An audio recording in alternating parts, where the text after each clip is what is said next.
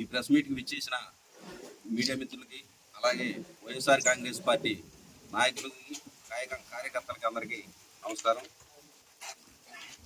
గత 2 రోజుల నుంచి చూస్తూ ఉన్నాం, ఎటపాక మండలంలో గౌరదేపేట హాస్టల్ గురించి వాట్సాప్లో వచ్చేదాన్ని.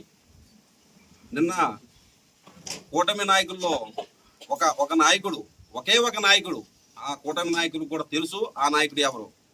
పచ్చిగా చెప్పాలంటే పేరు చెప్పకూడదు కాబట్టి చెప్పట్లేదు. నేను కావాలని వైఎస్ఆర్ కాంగ్రెస్ పార్టీ మీద, వైఎస్ఆర్ కాంగ్రెస్ పార్టీ నాయకుల మీద బురద జల్లే కార్యక్రమం గవర్నమెంట్ వచ్చిన కాడి నుంచి చేస్తూనే ఉన్నాడు. అయినా మేము 2 సంవత్సరాలు ఓపిక బట్టి మెదలకుండా ఉన్నాం. సర్లే ఎవరు చేసుకుంటే చేసుకుంటారని. కాకపోతే హాస్టల్లో వార్డుని చేసే చర్య, వార్డును పిలగాలతో చేపించే పని ఎంతవరకు కరెక్టు? ఈ కూటమి నాయకులు ఆ పని సమర్థిస్తారా? అంటే పిల్లలతో పని చేపించడం చదువుకోవడానికి వచ్చారా, పని చేపించడానికి వచ్చారా? పని చేపిస్తారా? చదువుకొని మంచి అభివృద్ధి చెంది మంచి ముందుకెళ్తారని ఈ గవర్నమెంట్ ఇన్ని లక్షల రూపాయలు ఈ విద్యార్థుల కోసం వెచ్చిస్తూ ఉంటే, ఈ కూటమి నాయకుల స్వలాభం కోసం, ఈ కూటమి నాయకులు పబ్బం గడుపుకోవడం కోసం కొంతమంది వ్యక్తులు హాస్టల్ మీద బతకడం కోసం ఈ వార్డుని వెనకేసుకొని రావడం జరుగుతుంది. వీడియో తీసిన వల్ల తప్పు ఏంటండి? వీడియో తీశారు, పని జరిగింది కాబట్టి వీడియో తీశారు. లేకపోతే ఎందుకు? ఇలా అధికారులు, జిల్లా అధికారులు ఉన్నారు, తప్పు జరిగింది కాబట్టి వాటిని సస్పెండ్ చేయడం జరిగింది. అదే కాకుండా మేము అడుగుతా ఉన్నాం, ఈ రోజున ఇక్కడే కాదు రాష్ట్రంలో ఎన్నో చోట్ల జరుగుతుంది ఇటువంటి కార్యక్రమాలు. అధికారులు చర్య తీసుకుంటున్నారు కాబట్టి అది తప్పు జరిగింది కాబట్టి మీరందరూ కూటమి నాయకులు మెదలకుండా ఉండాలి. అంతేకాకుండా ఇదే విద్యార్థుల్ని ఇగో చూడండి, ఒకసారి వీడియో చూపెడుతున్నాను. ఈ హాస్టల్కి దరిదాపుగా 500 మీటర్లు ఉంటుంది దూరం. 25 అడుగుల బేరణ ఇటుకలు, 25 అడుగుల ఎత్తులో ఉంటాయండి. వీడియో చూపెడతాను మీకు. ఇది పెద్ద తుప్పల్లో ఉన్నాయి. ఇక్కడ నుంచి ఇదే వాటిను ఇటుకలు మట్టి మొత్తం మోపించిన వీడియో ఇది. అంటే పిల్లగాళ్ళకి అక్కడ పాము గరిచి ఏదైనా జరిగితే ఎవరండి బాధ్యులు? కూటమి నాయకులు బాధ్యులా? వాటిని బాధ్యులా? స్థానికులు బాధ్యులా? ఈ మీడియా మిత్రులు అర్థం చేసుకోవాలి ఈ విషయం. అదే కాకుండా మేము అరాజకాలు చేస్తున్నాం అంటాడు. ఏం అరాజకాలు చేస్తామండి? మేము మెదలకుండా మా వ్యవసాయాలు మేము చేసుకుంటాం. వైఎస్ఆర్ కాంగ్రెస్ పార్టీ కోసం, ప్రజల కోసం పనిచేస్తాం. నువ్వు ఓన్లీ రాజకీయం మీద పేరు చెప్పి బతికే వాడి నువ్వు. కేవలం నేను డైరెక్ట్ గా చెప్తున్నాను, ఇయ్యాల ఎప్పుడు మీ జోలికి రాలా. మేము మా ఫ్లెక్సీలు, మా ఎమ్మెల్సీ అనంతబాబు గారి ఫ్లెక్సీలు, మా ధనలక్ష్మి గారి ఫ్లెక్సీలు మేము నూతన సంవత్సరంలో మేము పెడితే వాటిని చింపించిన చింపించిన వీడియోలు ఉన్నాయి. నువ్వు చేపించినవా లేదా? ఎందుకు మీ కేసులు పెట్టలేదంటే నువ్వేదో చేపిస్తున్నావు. బలయ్యేది ఆ గౌరవపేట ప్రజలని మేము కేసు పెట్టకుండా మానేసాం. అది ఒకటి అర్థం చేసుకోవాలి గౌరవపేట ప్రజలు కూడా. అంతేకాకుండా అభివృద్ధి, గౌరవపేటలో ఏ అభివృద్ధి చేశారండి ఈ కూటమి నాయకులు?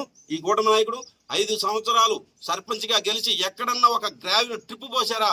మాకు 2 సంవత్సరాల్లోనే, గవర్నమెంట్ వచ్చిన 2 సంవత్సరాల్లో 5 సీసీ రోడ్లు వేసాం, బోర్లు వేసాం, గ్రావెల్ రోడ్లు పోసాం, సచివాలయం కట్టాం, రైతు భరోసా కట్టాం. ఇంకేంటండి మేము చేయని అభివృద్ధి? ఇక్కడ నువ్వు చేసిన అభివృద్ధి ఏంటి? ఏదైనా చేస్తే గవర్నమెంట్ పని చేస్తే మా సొంత డబ్బులతో చేస్తామని డబ్బా కొట్టుకుంటావు. నువ్వు ఇల్లులు కట్టించినండి డబ్బా కొట్టుకుంటావు. ఏం ఇల్లులు కట్టించినావు అండి? ఇంద్రం ఇల్లులు కట్టించారు. 5గురు మీరు కట్టించినప్పుడు 5గురు ఉద్యోగులు సస్పెండ్ ఎందుకు అవుతారండి? నువ్వు కట్టించావు, తప్పు జరగబట్టి ఆ ఉద్యోగులు కూడా సస్పెండ్ అయ్యారు. నీ వల్లే వాళ్ళ ఉద్యోగాలు పోయినాయి, వాళ్ళ పొట్ట మీద కొట్టావు నువ్వు. ఇవాళ వాటిని విషయంలో నేను చేసిన తప్పైతే మీరు ఎల్సిఎన్ డిఎంఎండ్హెచ్ఓ పుల్లయ్య గారి విషయంలో కూడా నువ్వు చేసిన తప్పా కాదా? నేను ఎట్టపాక మండలంలో అందరు కూటమి నాయకులు నేను ప్రశ్నించట్లా. ఒకే ఒక కూటమి నాయకుడు మీ పార్టీని కూడా చాలా భ్రష్టు పట్టించే పరిస్థితి వస్తుంది. మీ కూటమి నాయకులు కూడా తెలుసుకోవాలి. అంతేకాదండి, ఇవాళ చెప్తా ఉన్నా, నేను మా ప్రభుత్వంలో ఇదే పంచాయతీలో నేను 7-8 మందికి పేద కుటుంబాలకు ఉద్యోగాలు ఇప్పించా. నువ్వు ఒక్కళ్ళ పేరు చెప్పు, నువ్వు ఒక్క కుటుంబానికి ఏం చేసినావు మంచి పేరు చెప్పు. డబ్బా కొట్టుకొని మాయ మాటలు చెప్పి ప్రజల్ని మభ్యపెట్టి రాజకీయం కోసం పోలారంలో మీకు డబ్బులు ఇప్పిస్తా, పోలారంలో మీకు డబ్బులు ఇస్తాని ఎన్ఆర్ఐ చేసి మట్టి పనికి పోతే అక్కడ జెండాలు పట్టుకొని ఫోటోలు దిగటం ఏం పద్ధతులండి? ఈ పద్ధతులు మానుకోవాలి, ఈ బురజల్లే కార్యక్రమం మానుకోవాలని ఈ సభాముఖంగా తెలియజేస్తూ, ఈ హాస్టల్లో జరిగిన అవినీతిపై అధికారులు, జిల్లా అధికారులు వచ్చి ఎంక్వైరీ చేసి హాస్టల్ని సస్పెండ్ చేయడం జరిగింది. కానీ ఈ కూటమి నాయకులు ఇదే వార్డును ఇదే హాస్టల్లో కావాలి అని ఎందుకంటున్నారో ఈ గ్రామ ప్రజలకు కానీ మాకు కానీ ఎవరికి అర్థం కావట్లే. అంటే ఈ వార్డుల మీద వీళ్ళు ఏ రకమైన జీవనోపాధి గడుపుతున్నారు, అది ప్రజలు కూడా తెలుసుకోవాలి, అధికారులు కూడా తెలుసుకోవాలి. ఇక్కడ ఎంతమంది పిల్లలు ఉన్నారు, వాటిని చేసే పని ఎంత ఖర్చు పెడుతుంది గవర్నమెంట్, ఎవరెవరికి ముడుపులు పోతున్నాయి, ఇదంతా అధికారులు కూడా తెలుసుకోవాలి. తెలుసుకొని ఇదే వాటిని ఇక్కడ ఇయ్యాలని కూటమి నాయకులు ఎందుకు అడుగుతున్నారో మాకు తెలియదు. మరి వీళ్ళ పబ్బం గడుపుకోవడానికి అడుగుతున్నారో లేదు కానీ మా హాస్టల్కి, మా గౌరదేపేటలో ఉన్న ఎస్సీ హాస్టల్కి మంచి వాటిని పంపాలని మేము అధికారులు కోరటం ఈ సభాముఖంగా తెలియజేస్తున్నాం. గౌరదేపేట నుంచి మాదరాపేట వరకు ఒక రోడ్డు నిర్మాణం జరుగుతుంది. ఆ రోడ్డు విషయంలో నిన్న వాట్సాప్లో ఇవాళ విలేకరుల పేపర్లలో అన్నీ వచ్చాయి.